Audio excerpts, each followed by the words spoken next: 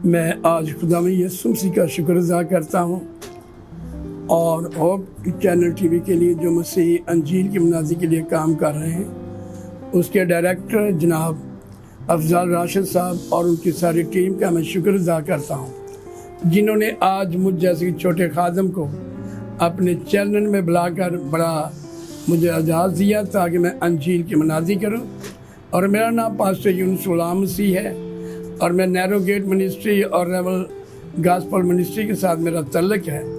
और आज जो खुदा ने मुझे तौबा का टॉपिक दिया है ताकि आज हम इस तौबा के लफ्ज़ के बारे में सीखें। जो कलाम मुक़द्दस में हमें ये लफ्ज़ मिलता है, बहुत बार मिलता है, और ये लफ्ज़ जो है ये कभी भी किसी सीज़न का, किसी मज़मून का, किसी कन्वेंशन का मोहताज नहीं है, क्योंकि 24 घंटे इस लफ्ज़ की और तौबा के पैगाम की हमें ज़रूरत है। मेरे अज़ीज़ों, आप जितने भी मेरी आवाज़ को सुन रहे हैं, हमारा टॉपिक है तौबा, और तौबा का लफ्ज़ी मतलब है इस्तग़फ़ार, पछताना, नदामत। ये अरबी का लफ्ज़ है। और आज जो मैं हवाला पढ़ने जा रहा हूँ, मेरे साथ निकालें खुदावंद के ज़िंदा कलाम में से हिजकिय्याह की किताब, उसका 18वां बाब और उसकी 30 से 32 आयत तक हम पढ़ेंगे। मेरे साथ निकालें जो मेरी आवाज़ को सुन रहे हैं। हिजकिय्याह का सहीफ़ा, उसका 18वां बाब और उस 30 आयत से लेकर 32 आयत तक यूँ लिखा है। बस खुदावंद फरमाता है कि ए बनी इस्राएल, मैं हर एक की रवश के मुताबिक तुम्हारी अदालत करूँगा। तौबा करो और अपने तमाम गुनाहों से बाज आओ ताकि बदकरदारी तुम्हारी हलाकत का बाइस ना हो। उन तमाम गुनाहों को जिनसे तुम गुनहगार हुए दूर करो और अपने लिए नया दिल और नई रूह पैदा करो। ए बनी इस्राएल, तुम क्यों हलाक हो गए? क्योंकि खुदा फरमाता है, मुझे मरने वाले की मौत से शादमानी नहीं, इसलिए बाज आओ और जिंदा रहो। खुदा अपने कलाम के पढ़े और सुने जाने पर हम सबको बरकत बख्शे, आमीन। आज तो सुन चुके हैं कि हमारा जो आज का टॉपिक है वो तौबा का है। आपने कलाम मुक़द्दस में से सुना है कि खुदा में यीशु मसीह, खुदा ने अपने नबी के मुताबिक, हिजकिय्याह का लफ्ज़ मतलब है, अबरानी का लफ्ज़ है जिसका मतलब गुस्से वाला, खुदा का जोर। और खुदा ने पूरे जोर के साथ इस हवाला जात में, इन कलाम मुक़द्दस में जो इस सहीफ़े में लिखा है, अपने नबी की मार्फत हम तक पैगाम भेजा है, वो बड़ा करख्त है। और कहता है कि मैं तुम्हारी अदालत करूँगा तुम्हारी रवश के मुताबिक, तुम्हारे कामों के मुताबिक, तुम्हारे ईमाल के मुताबिक होगी। और जब खुदा अदालत करेगा वो किसी की रूह रियायत नहीं करेगा। तो लफ्ज़ तौबा का लफ्ज़ी मतलब वापस आना भी है, पछताना भी है। और तौबा के 4 हर्फ हैं। पहला है ते, और उसके बाद वाव, उसके बाद बे, उसके बाद हे। और तौबा का लफ्ज़ी पहला जो लफ्ज़ है मेरे पास वो तर्क करना है। तर्क करना, गुनाह को छोड़ना। इसका हवाला है इमसाल 28 बाब और उसकी 13 आयत में लिखा है, जो अपने गुनाहों को छुपाता है कामयाब न होगा, लेकिन जो उनका इकरार करके उनको तर्क करता उस पर रहमत होगी। किस पर रहमत होगी? जो तर्क करता है। हम हर बात का इकरार कर लेते हैं कि हम गुनहगार हैं, बहुत कुछ कहते हैं अपने बारे में। और जब हम अपनी ज़िंदगी में देखते हैं, जब हमारी ज़िंदगी में गुनाह फिर से काम करता है, तो हमारी ज़िंदगी पर खुदा की रहमत नहीं होती। क्योंकि यहाँ पे लिखा है, जो इकरार करके उनको तर्क करता है। इकरार तो करते हैं लेकिन हम उनको तर्क नहीं करते। हमें उसका इकरार करके उनको छोड़ना है, उनको तर्क करना है और अपनी ज़िंदगी से उनको अलग करना है। तो फिर आप देखें कि आप पर खुदा की रहमत होगी। क्योंकि बाइबल मुक़द्दस में लिखा है कि खुदा गुनहगार की नहीं सुनता, उसकी सुनता है जो उसके बाप की मर्जी पर यीशु मसीह ने फरमाया चलता है। किसी गुनहगार की नहीं सुनता। तो फिर हमें ज़रूर है कि तौबा का जो कि हिस्सा हमें उसे कबूल करने की ज़रूरत है और हम अपनी ज़िंदगी में से उन गुनाहों को छोड़ दें जो हमें मौत की तरफ लेकर जाता है। बल्कि गुनाहों का कोई इम्तियाज नहीं, बड़ा हो या छोटा हो, वो हमारे लिए मौत पैदा करता है। तो हमें क्या करना? अपने गुनाहों को तर्क करना इकरार के बाद, और कभी दोबारा उसकी तरफ नहीं आना। बाद का लोग इकरार भी करते हैं, तौबा भी करते हैं, गुनाह भी फिर कर जाते हैं। उनके लिए दूसरा पतरस उसके 2 बाब की आखिरी आयत में लिखा है, नल्हाई सूरनी दाल दाल में और कुत्ता अपनी क्या की तरफ आ जाता है। हम फिर वापस आ जाते हैं, बल्कि तौबा का जो लफ्जी मतलब लोगों ने निकाला वो है वापस आना। हम आगे अपनी जिंदगी की तरफ नहीं वापस आते मौत से निकलकर, बल्कि हम फिर मौत में चले जाते हैं। और इसका दूसरा लफ्ज है वापस आना, मौत से वापस आना। लूका रसूल की अंजील उसके 15 बाब की 11 आयत से लेकर 32 आयत तक पढ़ते हैं। वहां पर मुसर बेटे की कहानी है, और एक आदमी के 2 बेटे हैं, बड़ा अमीर है, दौलतमंद है, और उसके 2 बेटे हैं, एक छोटा के बड़ा। छोटे बेटे ने अपने बाप का हिस्सा मांगा और अपनी जायदाद ली, और वो दूर दराज चला गया और उसे नाफरमानी की, और वो अपने बाप का घर छोड़कर वो बहुत दूर चला गया। जब सब कुछ खर्च हो गया तो फिर क्या हुआ, फिर वो भूखा मरने लगा। उसके पास कुछ न रहा। जो उसके दोस्त थे वो उसको साथ लेकर चले गए, लेकिन जब सब कुछ खत्म हो गया वो भागना शुरू हो गए और वो चले गया और वो अकेला रह गया। और मेरे जीजो, जब हम भी अपने बाप की, अपने खुदा के घर से निकल जाते हैं, अपने दुनियावी बाप की भी नाफरमानी करते हैं, तो फिर मेरी और आपकी हालत जो है वो यही होती, क्योंकि उसका सिला यही है कि हम ऐसी जिंदगी बसर करें। और वो जो उसका बेटा है, जब उसने अपनी बिगड़ी हालत देखी तो उसको अपना घर याद आया, उसको अपने नौकर याद आए कि मेरे घर में नौकर जो है वो अच्छा खाते हैं, अच्छा पीते हैं, अच्छा पहनते हैं, मैं किस हालत में हूँ। और जब उसने अपनी हालत देखी कि बिगड़ चुकी है, फिर उसने एक फैसला कि मैं जॉब करूं। वो जॉब के लिए, नौकरी के लिए गया। वहां भी उसको नौकरी मिली कि सूरों के साथ जिंदगी बसर करना, सूर जो खाएंगे वो ही खाएंगे। और वो कभी कभी ऐसा होता था कि सूर जो थे वो उसको खाने के लिए कुछ नहीं देते थे मेरे जीजो। और ये क्या है, ये नाफरमानी का सिला है, बाप के घर से दूर जाने का सिला है, तन्हा है, सब के लोग छोड़ गए। जब उसने इरादा किया, एक दिन वो सोच रहा है कि मेरे कपड़े फटे हैं, बाल मेरे बिखरे हुए हैं, पता नहीं मेरी क्या हालत है। फिर उसने कहा मैं अपने बाप के घर वापस जाता हूँ, क्योंकि मेरे बाप के घर में जो नौकर हैं अच्छा खाते हैं, अच्छा पीते हैं, अच्छा पहनते हैं, लेकिन मैं यहाँ कैसे हूँ, मैं कैसी जिंदगी बसर कर रहा हूँ। उसने अपने गुनाहों का इकरार किया, जैसा इंसाल 28 बाब 13 में पढ़ा है, जो अपने गुनाहों को छिपाता है कामयाब ना होगा, लेकिन जो उनका इकरार करके उनको तर्क करता उस पर रहमत होगी।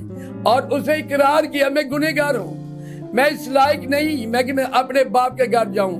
और कहता मैंने एक इकरार किया तो मैंने ये भी कहना है कि आए बाप, मैं इस लायक नहीं तेरा बेटा कहलाऊं, अब तू मुझे नौकरों जैसे रख ले। और वो अपने आप को छोटा कर देता है, अपने आप को वो एक इकरार के साथ इस बात के लिए तैयार करता, मैं अपने बाप के घर में जाऊंगा, चलो अच्छा खाना मिलेगा, अच्छे कपड़े मिलेंगे, ये होगा कि वो मुझे बेटा अपना नहीं बनाएगा। लेकिन जब वो अपने बाप की घर की तरफ जा रहा है, उससे पहले उसका बाप जो हर रोज अपने महल पर चारों तरफ देखता है कि मेरा बेटा शायद इस तरफ से आए या इस तरफ से आए। वो हर रोज अपने महल की छत पर चढ़ के देखता है। और एक दिन ऐसा हुआ, उसको उसका खोया हुआ बेटा नजर आया।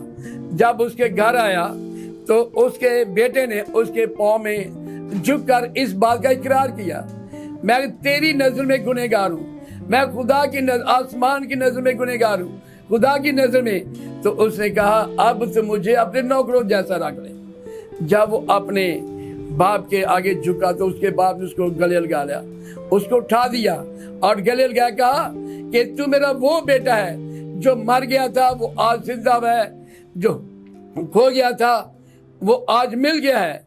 और जब वो मुझसे बेटा अपने घर वापस आ गया तो उसके बाप ने उसको सोने की अंगूठी दी, उसके लिए एक अच्छी ज़ियाफत तैयार की, अच्छे कपड़े दिए। मेरे से जब मैं और आप तौबा करके अपने यीशु मसीह के पास अपने खुदा की तरफ जाते हैं तो वो मेरे लिए यही कुछ रखता है। आसमान की बादशाही की मिरास देता है। वो हमें सोने की सड़कों, आसमान की बादशाही पर, नए यरूशलेम के लिए सब कुछ देने के लिए तैयार है, बेशर्ते हम वापस आ जाएं। मेरे जीजो, आज उस मुस्लिम बेटे की कहानी में एक बात याद कराती है कि जब वो वापस आया उसकी सोच कुछ और थी, लेकिन उसके बाप ने उसको अंगूठी पहनाई। उस दौर में सोने की अंगूठी जो थी वो इस बात की अलामत थी कि ये घराना है, ये खानदान है, और उसके खानदान की पहचान जो थी वो उसकी अंगूठी थी। जब वो अपने खानदान में वापस आया तो उसके बाप ने सोने की अंगूठी उसको पहनाई और लोग जान गए कि फिर ये अपने खानदान में वापस आ गया। मेरे जीजों, हमें भी वापस आने की जरूरत है और बेसे बरकत पाना। कि इब्राहिम को खुदा ने कहा कि तू अपने रिश्तेदार नातेदारों को छोड़कर और तू यहाँ से अपनी बीवी को लेकर निकला, और उसने वो जगह छोड़ दी क्योंकि वो जगह खुदा को पसंद नहीं थी, क्योंकि वहाँ कसदियों की ओर थी। उसका बाप, उसका खानदान जो था, जो वो काम करते थे वो खुदा को पसंद नहीं, और खुदा ने इब्राहिम को उनमें से निकाला, आवाज दी। और जब इब्राहिम ने वो जगह छोड़ी तो वो खुदा के साथ दोनों मियाँ बीवी चलना शुरू हो गए। वो अपने घर से निकला, उसने वो जगह छोड़ी, और उसके बारे में लिखा कि खुदा ने 3 आयत में उसको बहुत सी बरकतें दी हैं। उसको सरफराजी के बारे में कहा गया कि मैं तुझे सरफराज करूंगा, तुझसे कौमें पैदा होंगी, कोई तुझ पर लानत नहीं करेगा, तो वो जो तुझ पर लानत करेगा मैं उस पर लानत करूंगा, तुझसे कौमें होंगी।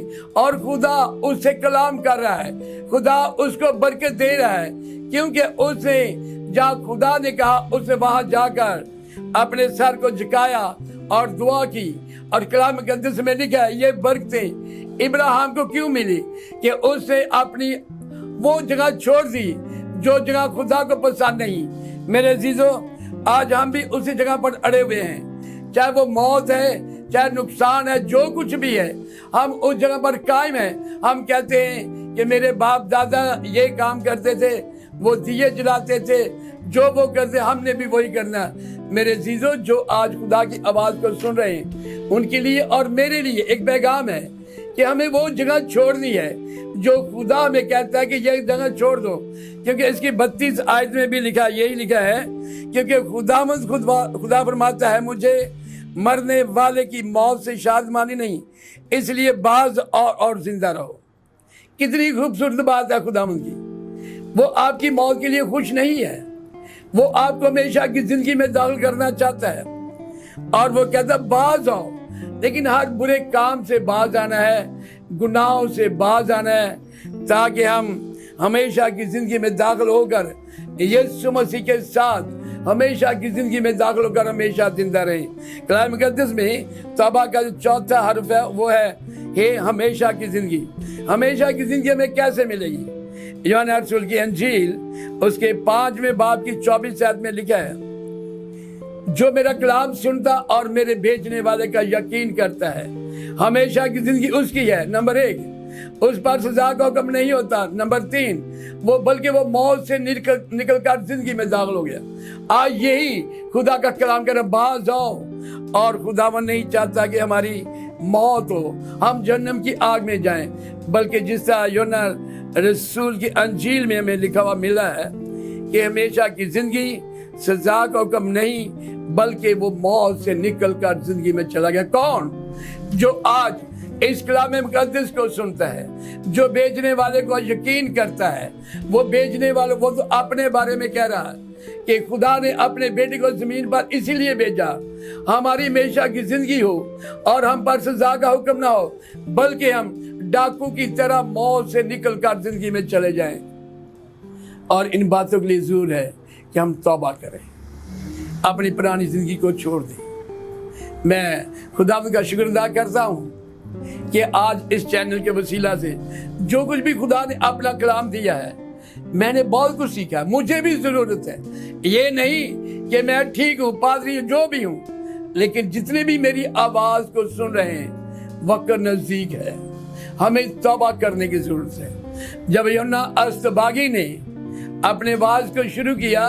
मत्ती रसूल की अंजील उसके 3 बाब की पहली आयत में लिखा, तौबा करो क्योंकि आसमान की बादशाही नजदीक है। यीशु मसीह ने भी जब ये कहना शुरू किया, मनाजी शुरू की, और लिखा बाइबल मुकद्दस में मत्ती रसूल की अंजील उसके 4 बाब की 17 आयत में लिखा, उस वक्त से यीशु ने मनाजी करना और ये कहना शुरू किया कि तौबा करो क्योंकि आसमान की बादशाही नजदीक आ गई है। मेरे अजीजों, आज हम हिजकिय्येल की आखिरी वर्ष पर गौर करें, 32 आयत पर 18 बाब की। वहां पे लिखा है, मुझे मरने वाले की मौत से शाद माने। मेरे अजीजों, यीशु मसीह जो दुनिया में आया, वो मौत को जिंदगी में बदल के दिया। उसने वो मौत से हमें जिंदगी में लेकर जाना चाहता है, और उसने इस काबिल किया था कि हम तौबा करें और जिंदगी में दाखिल हो जाएं। खुदावंद अपने कलाम पे पढ़े और सुने जाने पर अपनी हम सब पर बरकत दे। आमीन।